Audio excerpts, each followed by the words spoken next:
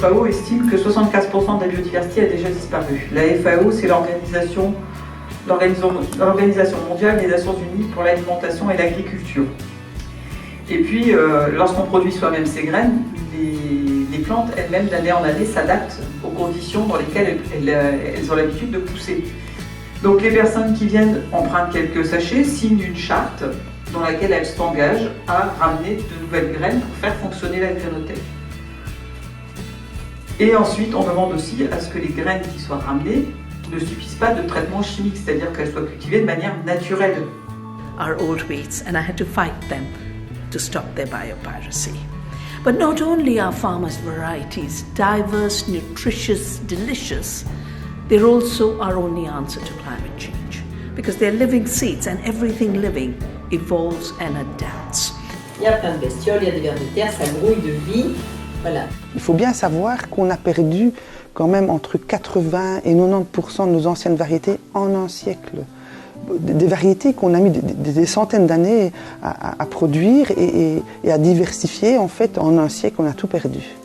Et on essaye aussi de remettre à jour toutes les variétés qui sont du coin, du terroir. Monsanto a également été tristement connu pour l'agent orange. L'agent orange, à la base, c'est un herbicide. Là, on repart un petit peu sur quelque chose que l'on connaît, puisque Monsanto, c'est Roundup. C'est aussi l'agent orange. Et cet agent orange n'a pas seulement été utilisé comme herbicide, puisqu'il a surtout été utilisé lors de la guerre du Vietnam. Dès que le Roundup a été lancé, on a eu une très belle publicité avec un très beau petit chien qui arrosait le jardin. Oui, voilà.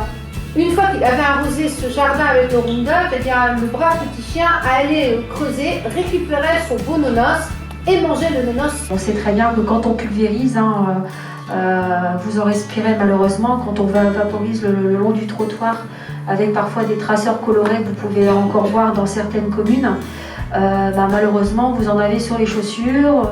Vous savez, quand vous avez au téléphone une personne qui est en furie parce qu'elle n'a pas un gazon anglais et qu'elle a des trèfles, c'est pas évident d'expliquer pourquoi on ne traite pas, pourquoi on a fait ce choix.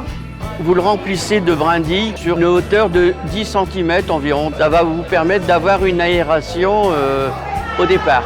Ensuite, vous faites un mélange de déchets verts et un mélange de déchets secs à raison de 50% l'un et l'autre. Ça fait 3 ans qu'on n'utilise plus aucun produit phytosanitaire dans la ville, alors qu'on a seulement l'obligation depuis tout récemment, c'est-à-dire depuis janvier 2017. Il y a aussi la grainothèque qu'on a mis en place depuis l'année dernière, qu'on a réellement inauguré là tout récemment, qu'on va inaugurer aujourd'hui parce qu'il y a un nouveau meuble qui vient d'être construit. La grainothèque qui fonctionne pas mal, un samedi sur 2 depuis le 14 janvier, le matin de 9h à 12h à la ludothèque. Voilà, donc je pense qu'il y a vraiment un gros travail qu'il faut continuer à mener. D'ailleurs, je voulais aussi remercier une association qui nous aide en ça, une association qui est présidée par Janine Lecaille, donc Marine à toute planète, qui accompagne la ville autour de toutes ces questions autour de l'environnement.